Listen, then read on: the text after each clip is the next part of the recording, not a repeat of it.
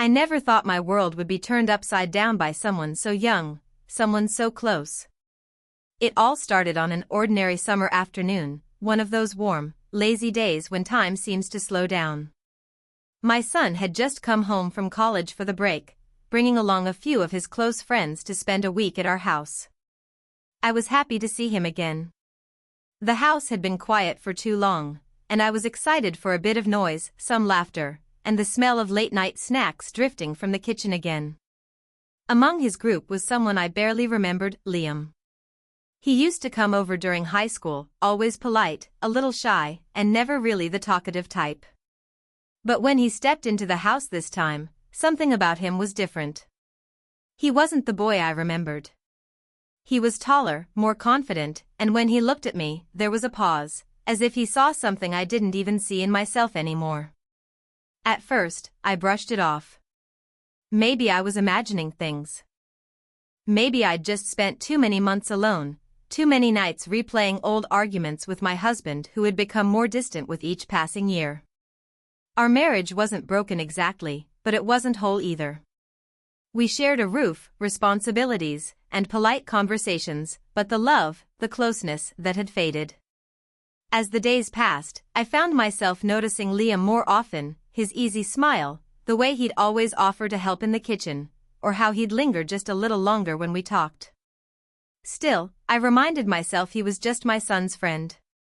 That line was clear, and I knew better than to ever cross it. But something shifted one evening. My husband had left on a last-minute business trip, and the boys decided to go out, all except Liam. He said he wasn't feeling well and stayed behind. I didn't think much of it until I walked into the living room later that night and found him there, waiting, almost as if he knew I'd come. There was nothing said at first, just silence. A heavy, complicated silence. I could feel the tension, the questions swirling in my mind. Was this innocent? Or had something already been growing between us without either of us admitting it? I stood there, unsure whether to turn away or stay. And that's when he looked at me, not like a boy looking at his friend's mother, but like a man who saw me. Really saw me. And in that moment, I realized the safety I thought I had, in my home, my marriage, my own decisions, had already started to unravel. What happened next changed everything. But the real question is, was it a mistake born out of loneliness, or something much deeper I had refused to admit for far too long? I remember standing there, unsure of what to do. 1,000 thoughts raced through my mind, but my feet stayed still. Liam didn't move either. He just sat there on the couch, looking up at me with those calm, unreadable eyes. It wasn't just awkwardness, there was something unspoken hanging in the air. I told myself to walk away, that maybe I was imagining things again. But my heart was beating louder than it should have been, and deep down, I knew that line we weren't supposed to cross was already getting blurred. I sat down at the other end of the couch, keeping my distance. We started talking, small things at first. He asked me about my work, how life had been, and I asked him about school, about how things were going. It all sounded innocent on the surface, but underneath, I could feel something else building. A quiet pull that I tried so hard to ignore. He wasn't saying anything inappropriate. There were no obvious signs. But it was the way he listened, the way he seemed genuinely interested, like he actually cared about what I had to say, and it had been so long since someone looked at me like that. My marriage had become routine. My husband had grown cold over the years, not cruel, just absent. Conversations were short, dinner was silent, and even when he was home, it felt like he wasn't really there. I tried for a long time to fix it, to hold on, to pretend we were okay. But somewhere along the line, I stopped feeling seen. I stopped feeling like a woman. I was just someone who made dinner, kept the house running, and smiled when needed. I think that's what made me vulnerable, not weakness, but loneliness. A kind that settles in slowly and makes you forget who you used to be. And then here was Liam, someone I barely knew, yet somehow he noticed me more than the man I'd shared a home with for years. I hated myself for even thinking it, but it felt good to be noticed. It felt dangerous. Wrong. But real. That night, nothing happened. Not really. But something shifted between us. Something unspoken. I told myself it was all in my head. That he was just being polite. That I was reading too much into it. But the next morning, when our eyes met across the kitchen table, I saw it again, that look. And from that moment on, I knew things were going to get a lot more complicated. Over the next few days, I tried to convince myself that everything was normal. That what I thought I saw, what I felt, was just a product of my imagination. I kept busy, cooking for the boys, cleaning, smiling like everything was fine. But it wasn't. Every time Liam walked into the room, my heart skipped in a way it never should have. And what scared me the most was that he noticed. He didn't act on it, not directly. But the way he watched me, the way he lingered after conversations, it all spoke louder than words ever could. One night, I overheard my son talking with Liam in the backyard. I hadn't meant to eavesdrop, but their voices carried through the open window. My son was laughing about something, completely unaware of the quiet storm that was building just a few feet away from him. Liam didn't say much. He mostly listened. And in that moment, hearing my son's joy, his trust in his friend, guilt wrapped itself around me like a cold blanket. I felt awful for even allowing these thoughts to exist. This was someone he looked up to, someone he trusted enough to bring into our home. To make things worse, my husband had started calling less. He said work was busy, that he might extend his trip, but deep down I knew better. This wasn't about business. It was about avoidance. We hadn't truly connected in months, maybe years, and the distance between us had become more than just physical. Still, I couldn't justify what was happening inside my head. I wasn't someone who crossed lines. I wasn't someone who betrayed people she loved. But I was starting to feel like I was slowly becoming someone I didn't recognize. Meanwhile, I started noticing little things, Liam doing more around the house, staying in when the others went out, always offering to help me with chores.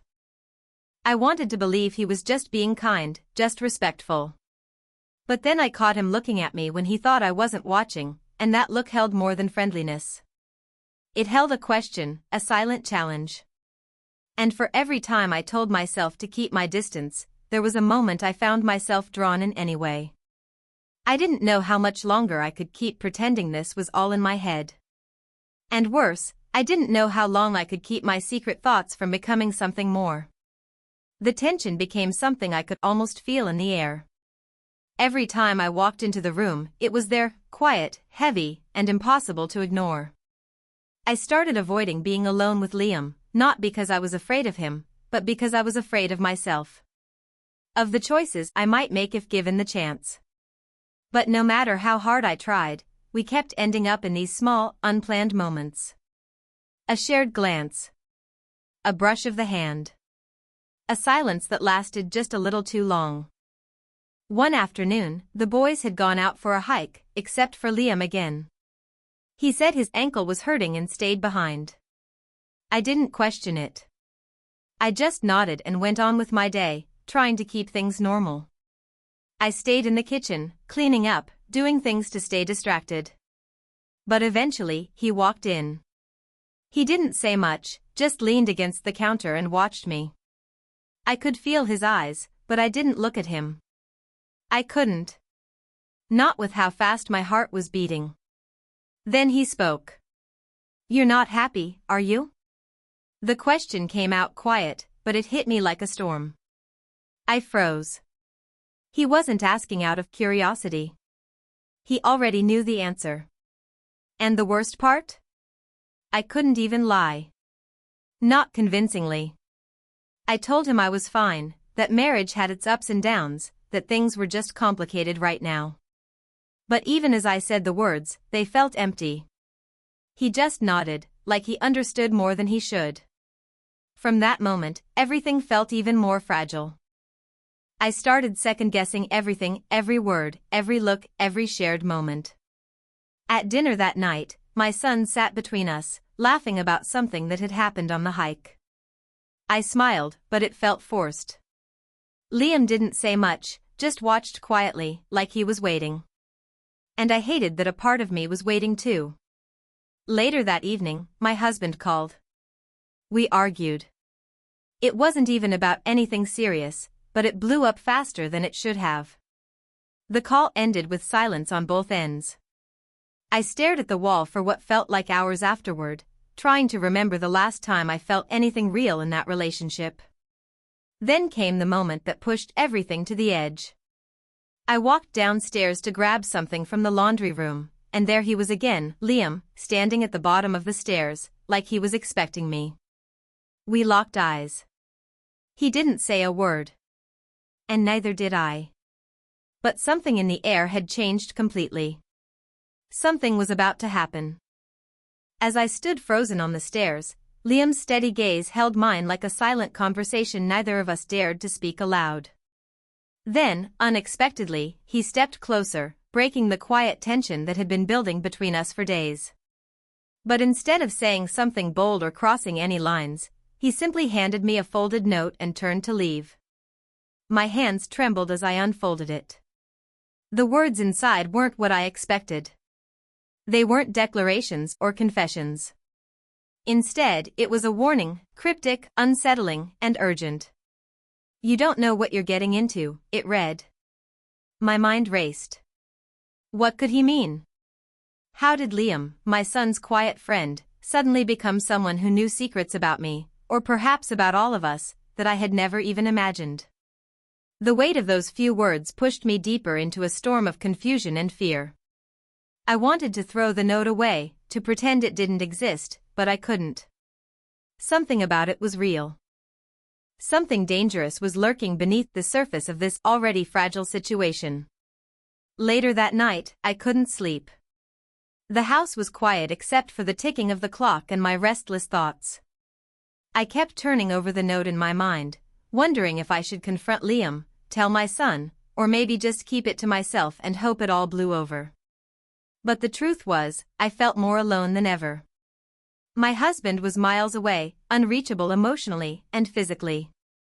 My son was blissfully unaware of the undercurrents swirling around him. And Liam was no longer just a friend. He was something else. Someone who had opened a door I wasn't sure I wanted to walk through. Days passed, and the note's message echoed in my head. I started noticing things I'd missed before, strange phone calls when I wasn't around, hushed conversations that stopped when I entered the room, subtle glances exchanged between Liam and my son that didn't quite seem friendly. My son was still the same, laughing and carefree, but Liam's presence began to feel like a shadow lurking at the edge of everything. One afternoon, I found myself alone with Liam again. The air between us was thick with unspoken words. I wanted to ask about the note, about what he knew or thought he knew. But before I could speak, he surprised me. There's more going on here than you realize, he said softly. You have to be careful. Some things, once started, can't be undone. His warning sent a chill through me. Who was he really?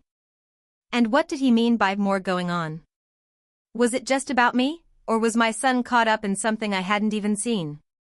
At the same time, my husband's calls became more infrequent, his excuses thinner. I felt myself reaching a breaking point, caught between a marriage that felt like a distant memory, a son who depended on me, and a friend who was no longer just a friend. The lines between right and wrong, safety and danger, were blurring faster than I could handle. And the question that haunted me day and night was this: how much could I trust Liam, and how much did I even trust myself anymore? The night everything came to a head started just like any other, quiet, calm, with the weight of unspoken words hanging in the air. I was in the living room, trying to make sense of the tangled mess my life had become. My son had gone to bed early, and my husband's absence was more real than ever. Then, there was a soft knock at the door. It was Liam. I didn't know whether to open it or walk away. But something inside me, a mixture of fear and curiosity, made me step forward. When I let him in, the tension that had built for weeks finally exploded. He didn't hesitate.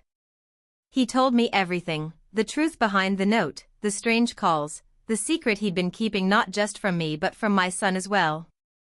Liam wasn't just a friend anymore. He was someone caught up in a situation far more dangerous than I ever imagined, a secret he had uncovered about my husband's business, something illegal that put our entire family at risk. That's why my husband had been distant, why the calls were so strange, and why Liam had been warning me. He was trying to protect us, even if it meant breaking all the rules. At first, I wanted to deny it. To close my eyes and pretend none of it was true. But as Liam laid out the facts, evidence hidden in emails, threats that had been made, people who were watching us, I couldn't ignore it any longer. The fragile safety I thought I had was gone. And worse, I realized how little I really knew about the man I'd trusted most. The next few hours were a blur. I confronted my husband over the phone, demanding answers. He didn't deny it. Instead, he told me he'd been trying to keep me and our son safe by staying distant, by pretending everything was normal. But things had spiraled beyond his control. Then came the moment I never expected. Liam turned to me and said, "There's one more thing." My heart pounded as he reached into his pocket and pulled out a small USB drive. "This has proof, everything you need to know." But just as I reached out to take it, the doorbell rang. My son was at the door, but behind him stood two unfamiliar men, serious and cold. Liam's eyes widened. "You have to trust me," he said urgently, "we need to get out of here." The next minutes felt like a nightmare, running through the dark streets, phones buzzing with unknown numbers, the weight of danger pressing down on us. But in the chaos, one truth became clear: the real threat wasn't just the secrets my husband had been hiding. It was how close danger had come to the people I loved most. Days later, as the dust settled, I found myself sitting alone with the USB in my hand. The story wasn't over, not by a long shot. But I was no longer blind to the shadows around me. And neither was my son. The biggest twist? Liam wasn't just a messenger or a friend. He was my son's half-brother, a secret my husband had kept hidden for years. The same secret that explained everything: the distance, the warnings, and the tangled web that had nearly destroyed us all. In the days that followed, everything changed. The truth came out piece by piece. The USB drive held enough evidence to expose my husband's involvement in fraud and illegal business deals, things I had never imagined he'd be capable of. I turned it over to the authorities, and within a week, he was being investigated. My son was devastated. His father had always been his role model, someone he trusted. Telling him the full story, including who Liam really was, broke something between them. But it was necessary. He had the right to know. Liam didn't stay long after everything came to light. He quietly packed his things, told my son the truth about his past, and apologized for not saying anything sooner. To my surprise, my son didn't respond with anger. Just quiet confusion.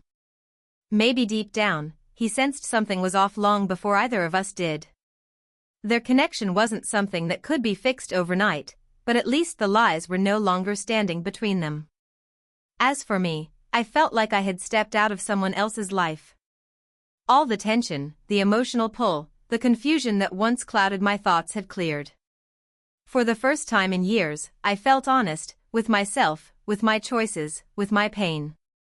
The line between right and wrong had blurred many times, but in the end, I chose to protect my family, even when it meant letting go of everything I once thought was stable.